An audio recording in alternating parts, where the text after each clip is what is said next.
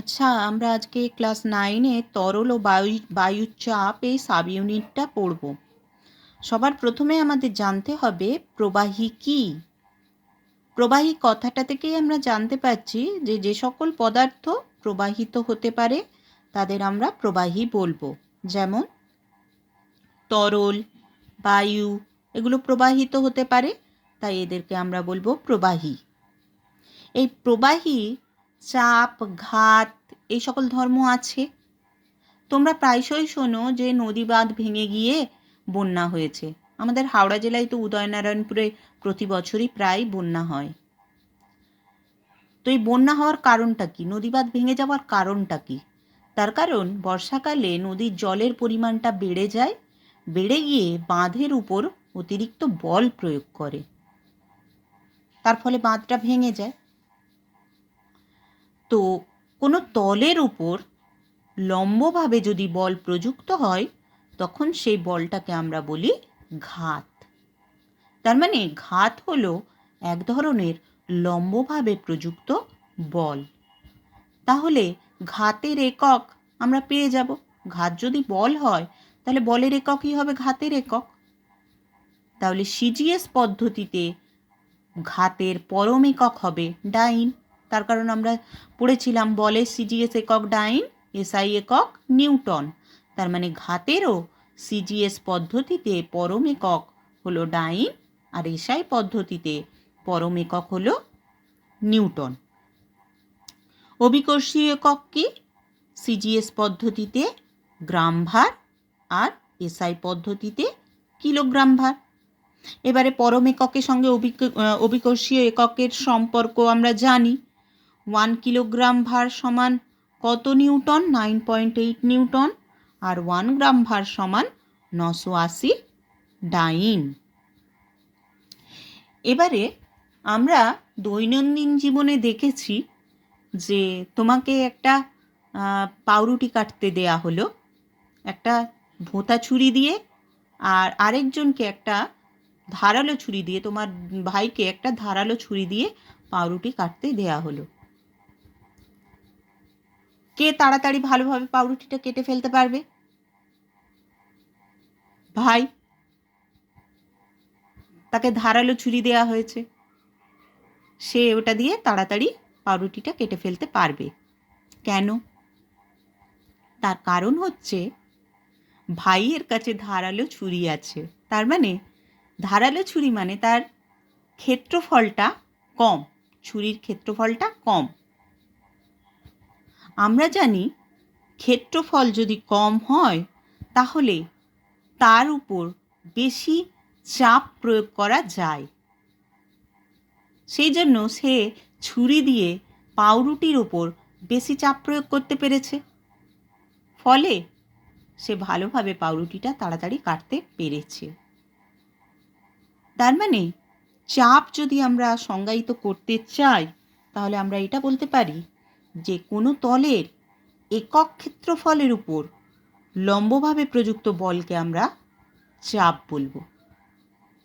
তোমরা একই বল প্রয়োগ করেছো তুমি আর ভাই, কিন্তু ভাইয়ের যেহেতু ছুরির ক্ষেত্রফলটা তোমার ছুরির ক্ষেত্রফলের তুলনায় কম, তাই ভাই ছুরি দিয়ে বেশি পরিমাণ চাপ প্রয়োগ করতে পেরেছে পাউরুটির উপর, সেজন্য ভাই তাড়াতাড়ি পাউরুটিটা কাটতে পেরেছে। তার মানে চাপের সংজ্ঞা আমরা দিতে গেলে বলবো কি? কোনো তলের একক ক্ষেত্রফলের উপর লম্বভাবে প্রযুক্ত বলকে আমরা চাপ বলি।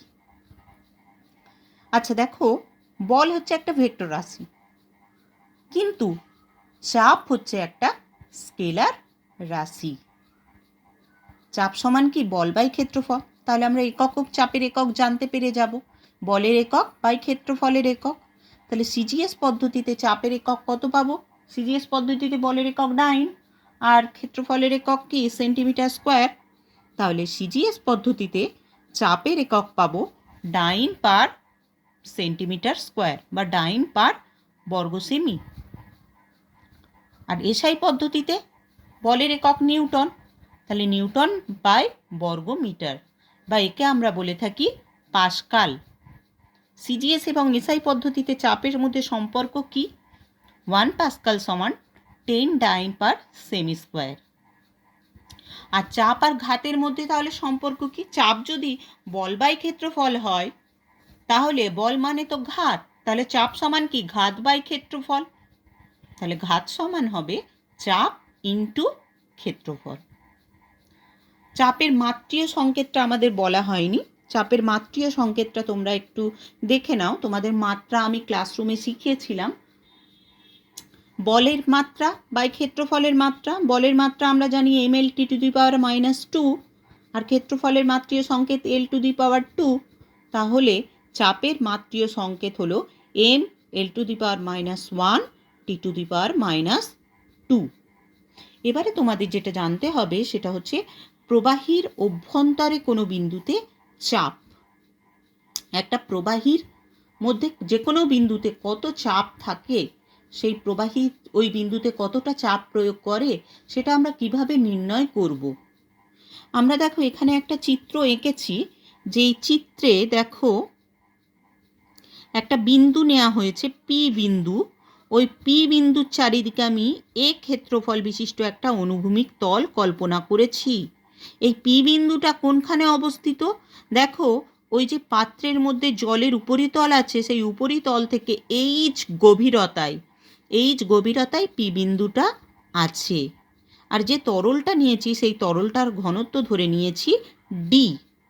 তাহলে ওই যে পি বিন্দুতে যে আমি বৃত্তাকার ক্ষেত্রফল কল্পনা করেছি, ওই ক্ষেত্রফলের উপর তরল কতটা পরিমাণ বল প্রয়োগ করবে, তার মানে ওইখানে তরলের ঘাত কত হবে? ওইখানে তরলের ঘাত হবে ওই এইচ উচ্চতা বিশিষ্ট তরলের ওজন। ঘাত মানে তো একটা বল, তার মানে বল মানে কি? বল মানে ওই তরল যতটা পরিমাণ ওজন তার নিচের দিকে ক্রিয়া করছে সেটাই তার বল। তরলের ওজন নিচের দিকে যতটা ক্রিয়া করছে সেই বলটাই প্রয়োগ করছে ওই তলের উপর। আমরা ওজন সমান কি জানি? আমরা ওজন সমান জানি ভর ইন্টু অভিকর্ষজ ত্বরণ। তাহলে তরলের ভর ইন্টু অভিকর্ষজ ত্বরণ পেয়ে গেলাম। এবারে ভর সমান আমরা কি জানি? আয়তন ইন্টু ঘনত্ব। তাহলে আয়তন ইন্টু ঘনত্ব ইন্টু অভিকর্ষজ ত্বরণ মানে স্মল জি। অভিকর্ষজ ত্বরণকে আমরা স্মল জি দ্বারা প্রকাশ করে থাকি। তাহলে আয়তন ইন্টু ঘনত্ব ইন্টু স্মল জি। এবারে দেখো আয়তন কতটা হবে? ওই তরলের ক্ষেত্রফল কত? এ ক্ষেত্রফল। আর উচ্চতা কত? উচ্চতা এইচ উচ্চতা, গভীরতা এইচ গভীরতায় আমরা চাপ নির্ণয় করছি। তার মানে আমরা আয়তন কিভাবে পাচ্ছি? ক্ষেত্রফল ইন্টু উচ্চতা। তাই তো, আয়তন তো ওইভাবেই পাই, ক্ষেত্রফল ইন্টু দৈর্ঘ্য, দৈর্ঘ্য ইন্টু প্রস্থ ইন্টু উচ্চতা মানে আয়তন। তার মানে এ ইন্টু এইচ। আর তরলের ঘনত্ব কত ধরে নিয়েছি? ডি। তাহলে A into H into D into G. কী পেলাম? ওই তলে তরলের ঘাত। তাহলে ওই পি বিন্দুতে তরলের চাপ কত হবে? আমরা চাপ আর ঘাতের মধ্যে সূত্র শিখেছি, চাপ সমান কি? ঘাত বাই ক্ষেত্রফল। তার মানে এ এইচ ডিজি বাই এ। তাহলে এ কেটে গেল, আমরা কি পেলাম? পি সমান এইচ ইন্টু ডি ইন্টু জি। তার মানে চাপ সমান গভীরতা ইন্টু ঘনত্ব ইন্টু অভিকর্ষজ ত্বরণ। তার মানে তরলের মধ্যে কোনো বিন্দুতে চাপ কোন কোন বিষয়ের উপর নির্ভর করে? তরলের গভীরতার উপর নির্ভর করে, তরলের ঘনত্বের উপর নির্ভর করে এবং অভিকর্ষজ ত্বরণের উপর নির্ভর করে। এর পরের যে টপিক তাতে আমরা চলে যাব সেটা হচ্ছে তরলের চাপের প্রকৃতি। এই যে তরল যে চাপ প্রয়োগ করছে, চাপের কতগুলো বৈশিষ্ট্য আছে। তরলের চাপের প্রকৃতিতে আমি কি কি পয়েন্ট আউট করেছি দেখো, তোমাদের বইতে অনেক কিছু আছে, তা থেকে আমি সামারাইজ করে এখানে লিখেছি। তরলের ঊর্ধ্বচাপ, নিম্নচাপ, পার্শ্বচাপ আছে। স্থির তরলের মধ্যে কোনো অনুভূমিক তলে সকল বিন্দুতে চাপ সমান। যে কোনো দিকে কোনো একটা অনুভূমিক তলে অনেকগুলো বিন্দু নাও, যে কোনো বিন্দুতেই তরল সমান চাপ প্রয়োগ করবে। আর স্থির তরলের অনুভূমিক তল সর্বদা, মুক্ত তল সর্বদাই অনুভূমিক থাকবে। তোমরা একটা গ্লাসে জল নাও, জল নিয়ে দেখো যে ওই গ্লাসের জলের উপরিতলটা অনুভূমিক আছে, আঁকাবাঁকা নেই।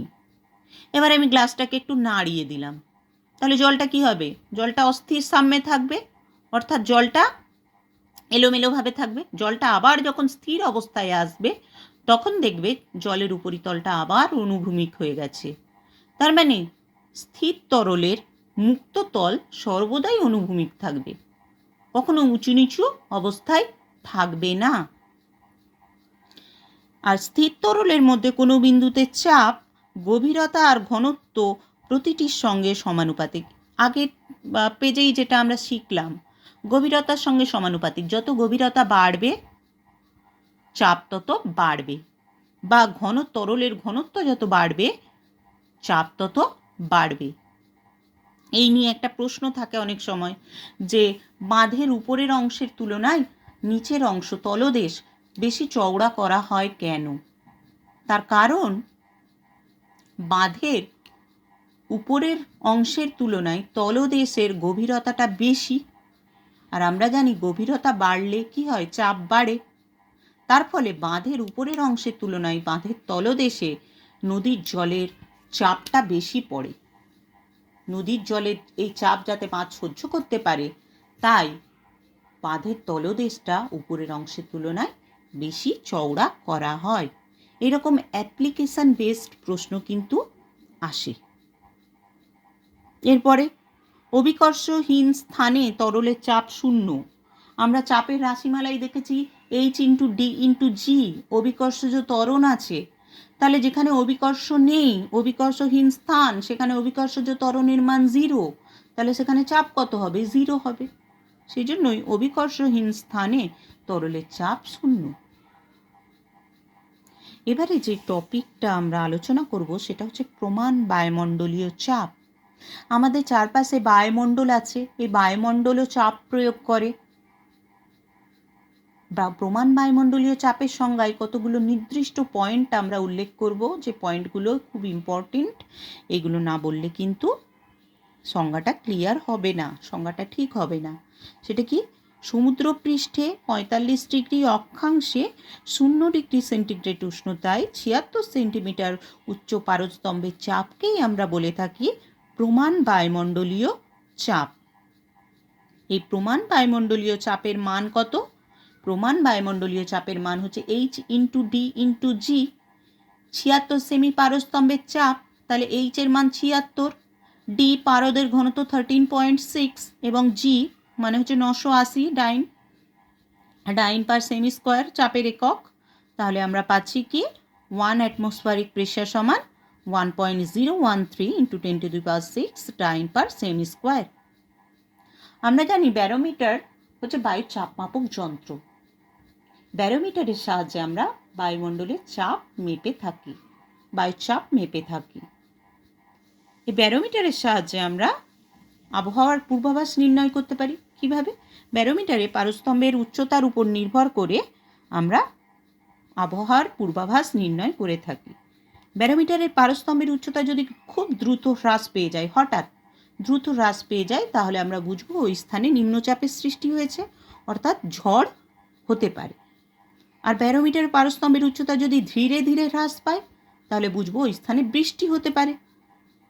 ব্যারোমিটারের পারস্তম্ভের উচ্চতা যদি হঠাৎ বেড়ে যায়, তখন বুঝবো যে ওই স্থানে বৃষ্টিপাত হবে না। আর ব্যারোমিটারের পারস্তম্ভের উচ্চতা যদি ধীরে ধীরে বাড়ে, তাহলে আমরা বুঝবো ওই স্থানে আবহাওয়া শুষ্ক এবং পরিষ্কার থাকবে। এরপরে আসছি আমাদের সাইফন। সাইফন কি?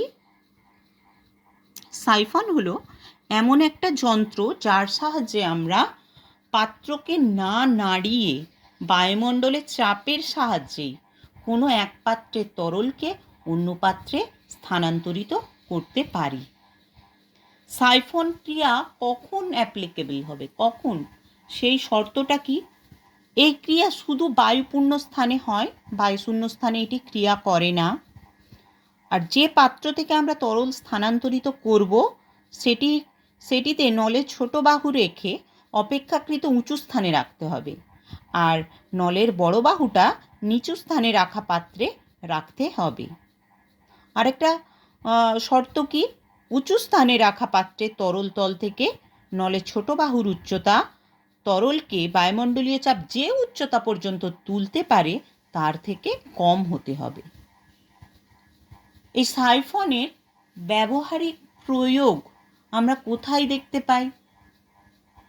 আমরা দেখি বড় বড় ব্যারেলের মধ্যে যে পেট্রোল বা ডিজেল থাকে বা কেরোসিন থাকে, তা থেকে ছোট ছোট পাত্রে যখন ডিলাররা সমস্ত জনগণকে এই কেরোসিনগুলো দেয়, সেখানে আমরা এই সাইফনের প্রয়োগটা দেখতে পাই। সাইফনের সাহায্যে বড় বড় ব্যারেলের মধ্যে থাকা পেট্রোল বা ডিজেলকে ছোট ছোট পাত্রে স্থানান্তরিত করা যায়। এছাড়া আমরা শৌচাগারে স্বয়ংক্রিয় ফ্লাশে সাইফনের ব্যবহারটা দেখতে পাই। আজকে আমাদের এই তরল ও বায়ুচাপের এই অংশটুকু কমপ্লিট হলো। পরের দিন আমরা আর্কিমিডিসের নীতি পড়ব। আমি তোমাদের জন্য কতগুলো অ্যাসাইনমেন্ট দিয়েছি, একটা অ্যাসাইনমেন্ট তৈরি করেছি, কতগুলো প্রশ্ন আছে তার মধ্যে। এই অংশটা তোমরা তৈরি করবে, করে আমাকে উত্তরটা জানাবে। Thank you.